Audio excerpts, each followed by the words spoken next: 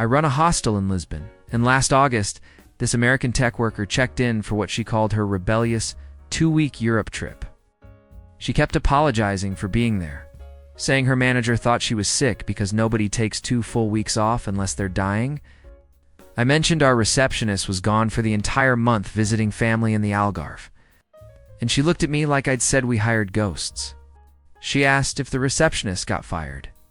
I explained it's mandatory vacation. The law requires it, and her face went blank. She said that sounded like socialism designed to protect lazy workers. I told her the receptionist would lose her legal vacation days if she didn't use them, and the company would face penalties. She pulled out her phone and started Googling Portuguese labor laws because she thought I was lying. The next morning at breakfast, she told me she'd calculated that Europeans work 240 fewer days over a decade than Americans, and she said it like she'd uncovered an economic scandal. I pointed out that our GDP per capita is pretty solid for people who apparently never show up to work. She said, "Well, that's because America subsidizes your defense spending," which had nothing to do with vacation days, but she seemed confident about it. 2 days later, she asked if she could work from the hostel lobby because she was getting antsy. I told her the Wi-Fi password.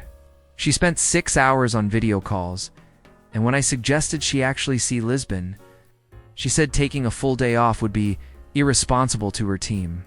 Then she asked if I thought Europeans were less ambitious than Americans. I said we're ambitious about not dying at our desks. She didn't laugh. My cousin manages a car rental office at Munich airport, and this American businessman came in, yelling about his reservation being delayed because half the staff was on vacation in July. My cousin explained it's peak holiday season. Everyone books time off months in advance, and we staff accordingly. The guy said that was the problem with European work culture, that we normalize absence instead of commitment. He insisted that in America, good employees volunteer to skip vacation during busy periods to prove their value. My cousin asked if that's why Americans look so tired. The guy said, "Exhaustion is a sign of success." My cousin handed him the keys and said our diagnostic software flags fatigue-related driving risks. So maybe rest isn't laziness, it's safety. The guy said he'd been driving rental cars for 20 years and never needed a nap, which seemed like exactly the kind of thing someone who desperately needs a nap would say.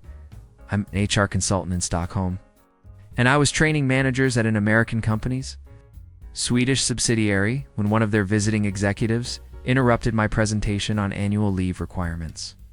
She asked why Sweden legally mandates 25 vacation days when nobody can possibly need that much time off. I explained that Swedes view vacation as essential for productivity and mental health. She said mental health is what hobbies are for, and hobbies happen on weekends. I mentioned that our employment laws also guarantee 5 weeks of consecutive vacation if requested. She asked what Swedish workers could possibly do for 5 straight weeks. I suggested they enjoy their families and hobbies, which apparently happen on weekdays too. She said this explained why Swedish companies aren't as dominant as American ones. I pulled up a list of globally successful Swedish companies, and she said, Spotify doesn't count because it's mostly an app, which was a creative way to dismiss evidence she didn't like.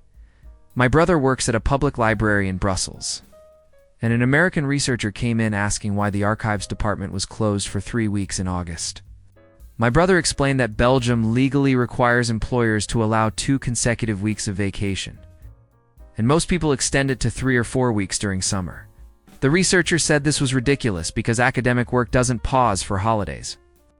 My brother mentioned that European universities also close for extended summer periods. The researcher claimed this was different because professors were still technically available by email. My brother asked if responding to emails constituted a vacation. The researcher said it depends on whether you're at a beach or a desk while doing it. My brother pointed out that's still work. The researcher said Americans define work as anything that moves your career forward. So checking email from a beach is productivity optimization, not labor. My brother suggested that maybe redefining work to include all waking hours was the problem, not the solution. The researcher said that sounded exactly like something a European with 4 weeks of vacation would say. I worked the reception desk at a hospital in Oslo. And an American medical student doing a clinical rotation here asked why our attending physicians were gone for the entire month of July. I explained that Norwegian doctors are entitled to 5 weeks of vacation annually, and many take it consecutively in summer. She said that would never happen in American hospitals because patient care can't stop for vacation. I mentioned that we hired temporary coverage and schedule non-urgent procedures around leave periods. She said that sounded inefficient. I pulled up our patient satisfaction and outcome data, which consistently ranks among the world's best. She said, Norway's small population makes the comparison unfair. I noted that per capita metrics specifically account for population size. She said Americans are just more dedicated to their work. I asked if dedication requires skipping legally mandated rest. She said in America, exceeding expectations means doing things you're not required to do. And if vacation is required, then skipping it demonstrates exceptional commitment. I asked if burning out and making mistakes from exhaustion also demonstrated commitment. She said burnout is a personal failure to manage stress, not a systemic issue. My sister runs a cafe in Vienna, and last summer, an American couple came in at 7:45 a.m., upset that we weren't open yet. We open at 8 o'clock, and when I let them in early, they asked why European businesses start so late. My sister explained that Austrian labor laws restrict early morning shifts, and workers are entitled to proper rest periods. The husband said, this was why Europe's economy lags behind America's. Because we're not willing to work when customers need us. My sister mentioned that Austria has one of the highest productivity rates per hour worked in the world. The wife said that's only because we work fewer hours, so we're fresh during the limited time we bother showing up. My sister asked if being exhausted all the time made Americans more productive. The wife said Americans understand that success requires sacrifice. My sister asked what they were sacrificing. The husband said time with family, hobbies, sleep, and personal health. My sister asked what they were succeeding at if they'd sacrificed everything that makes life worth living. The wife said financial security and career advancement. My sister pointed out that Austrians have both of those things plus time to enjoy them. The husband said that sounded lazy. I'm a sommelier at a restaurant in Bordeaux, and an American wine blogger came in for a tasting in mid-August, visibly annoyed that half of our staff was on vacation. She said it was unprofessional to reduce service quality during peak tourist season. I explained that France legally requires employers to grant at least 4 consecutive weeks of vacation. And August is traditionally when French workers take time off. She said French labor laws were designed to protect inefficiency. I mentioned that France's GDP per capita is comparable to many US states despite working far fewer hours annually. She said that's because France taxes productive countries like America to fund social programs. I asked how American taxes funded French vacations. She said through NATO and trade agreements, which was impressively creative, but economically incoherent. I poured her a Margot and suggested she take the month off to think it through. She said she'd rather die than waste a month doing nothing. My uncle manages a fish market in Bergen.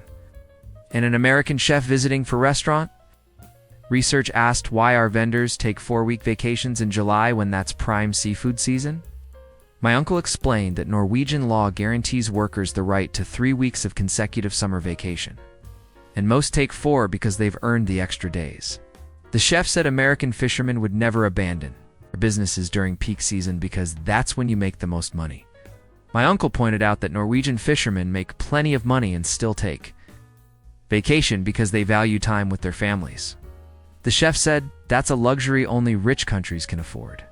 My uncle mentioned that Norway's wealth comes partly from not working people to death. The chef said Americans work hard because we're building something, while Europeans coast on systems built generations ago. My uncle asked what Americans were building that required skipping vacation for decades. The chef said generational wealth. My uncle pointed out that Norwegians have generational wealth, and for weeks off every summer. The chef said that sounded nice, but ultimately lazy, and laziness doesn't build empires. My uncle asked if empires were worth dying for. The chef said American exceptionalism requires exceptional effort. And Europeans wouldn't understand because we've never been exceptional at anything except taking breaks. I work at a bakery in Copenhagen, and an American food writer came in upset that we were closed for 3 weeks in July. She'd planned her entire Denmark trip around visiting our bakery based on an article she read, and she called our closure inconsiderate to international visitors. I explained that Denmark legally requires at least 5 weeks of paid vacation, and we close in summer so our staff can take time off simultaneously. She said American bakeries would never close for 3 weeks because customer loyalty would evaporate. I mentioned that our customers know our closure schedule and plan accordingly. Our regulars are happy we treat our workers well. She said that's because Europeans have low standards for service consistency. I pointed out that Danish workers are among the happiest and most productive in the world. She said happiness doesn't pay bills. I mentioned that Denmark has one of the world's highest median incomes. She said that's because of high taxes redistributing wealth, not actual productivity. I asked if she thought Danes were unproductive. She said taking 3 weeks off in summer is definitionally unproductive. I asked if she'd ever taken 3 weeks off.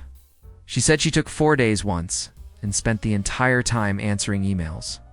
I asked if that was a vacation. She said it's what responsible business owners do. I drive a taxi in Rome, and last August an American consultant got in, asking why half the shops were closed. I explained that Italy traditionally shuts down in August so workers can take their legally mandated vacation time. He said this was economically insane because businesses lose revenue. I pointed out that Italians prioritize life over profit, and our economy functions fine. He said Italy's economy has been stagnant for years. I mentioned that stagnation is better than whatever America's doing, where everyone works constantly but can't afford healthcare. He said that's because Americans have freedom to choose their employment. I asked if choosing between bad health insurance and no health insurance constituted freedom. He said Europeans don't understand American values. I asked if dying from preventable diseases was a value. He said at least Americans die free. My daughter works at a train station in Zurich, and an American finance executive asked why the ticket office was understaffed in July. She explained that Swiss workers are entitled to 4 weeks of vacation annually, and summer is peak leave season. He said Swiss efficiency was a myth if the country couldn't maintain basic services during vacation season. My daughter pointed out that trains were still running on time, which is more than most American transit systems manage. He said American transit is underfunded, not inefficient. My daughter asked if underfunding workers' rest qualified as efficiency. He said American companies maximize shareholder value by minimizing labor costs. My daughter mentioned that Swiss companies maximize worker satisfaction by respecting mandatory leave, and somehow they still turn massive profits. He said that's because Switzerland has unfair banking advantages. My daughter asked what banking had to do with train station staffing. He said everything is connected in ways Europeans refuse to acknowledge because we're too busy relaxing. I teach English at a language school in Prague, and an American expat joined our advanced conversation class complaining that her Czech colleagues take 4 weeks of vacation every summer while she covers their work. I explained that the Czech Republic mandates for weeks of annual leave, and it's completely normal to take it consecutively. She said American workers would be fired for taking a month off. I mentioned that European labor laws prevent that. She said this was exactly why European workers are less motivated than Americans. I asked if working through vacation indicated motivation or fear. She said fear of failure drives excellence. I pointed out that burning out doesn't seem excellent. She said burnout is what happens to weak people who can't handle pressure. I asked if an entire nation's workforce was weak, or if maybe the pressure was designed badly. She said Europe has labor protections because European workers can't compete without help. I mentioned that Czech productivity per hour often matches or exceeds American levels. She said that's a statistical trick. I asked which statistics she preferred. She said the ones that proved Americans work harder. I asked if working harder while accomplishing the same amount was something to celebrate. She left the class early. I'm a tour guide in Athens, and last summer an American tourist asked why so many museums had reduced hours in August. I explained that Greek workers take their vacation time in summer, and many cultural sites adjust schedules accordingly. She said this was disrespectful to tourists who traveled thousands of miles to visit. I mentioned that Greeks also travel and deserve vacations. She said people who work in tourism shouldn't take time off during tourist season. I asked when they should take time off. She said during off-season. I pointed out that many tourism workers are laid off during off-season and can't take paid leave then. She said that's a scheduling problem, not a vacation problem. I explained that Greece legally mandates paid vacation, and workers can choose when to take it. She said American workers choose to work through vacation to prove their dedication. I asked who they were proving it to. She said their employers. I asked if their employers rewarded that dedication. She said sometimes. I asked if sometimes was worth sacrificing legally protected rest. She said, freedom means choosing to work. I asked if being afraid to take time off was freedom. She said Europeans wouldn't understand American work ethic because we've been coddled by socialist policies. I work at a ski resort in Innsbruck, and an American ski instructor relocated here for the season shocked that Austrian ski resorts close for 2 weeks at Easter so staff can take vacation. He said American resorts would never close during a holiday week because that's peak revenue time. I explained that Austria mandates generous leave, and even seasonal workers get proportional vacation days. He said this was an efficient resource allocation. I mentioned that well-rested workers have fewer accidents and provide better service. He said American workers push through fatigue. I asked how many injuries that caused. He said injuries are part of extreme sports. I clarified I meant worker injuries, not guest injuries. He said workers assume that risk when they take the job. I asked if assuming the risk of exhaustion-related accidents was reasonable when vacation could prevent them. He said, taking vacation during peak season is selfish. I asked if forcing people to work exhausted was selfish. He said no because it maximizes business profit. I mentioned that Austrian resorts are profitable and employees are happy. He said happiness is subjective. I asked if chronic exhaustion was subjective. He said Americans define success differently than Europeans. I asked if success included healthcare bills from preventable injuries. He said freedom isn't free. I manage a small hotel in Porto. Last September, an American couple checked out after their 2-week honeymoon. The wife mentioned she'd felt guilty the entire time for being away from work that long, even though it was her honeymoon. Her husband said they'd both answered emails every morning before breakfast because 2 weeks without contact would make them look uncommitted. I asked if their bosses knew they'd worked through their honeymoon. They said no, but they did it anyway because that's what good employees do. I suggested that maybe good employers wouldn't expect people to work during their honeymoon. The wife said European work culture was too relaxed to understand American ambition. I asked what they were ambitious about. The husband said career growth and financial security. I asked if they had either of those things. They said they were working toward them. I asked when they'd arrive. The wife said probably never, but the pursuit was the point. I asked if pursuing something forever without reaching it was ambition or a trap. They didn't answer. They left a good review but mentioned the hotel staff seemed unmotivated because we were closed for 3 weeks in August. I guess rest looks like laziness when you've forgotten what it's for.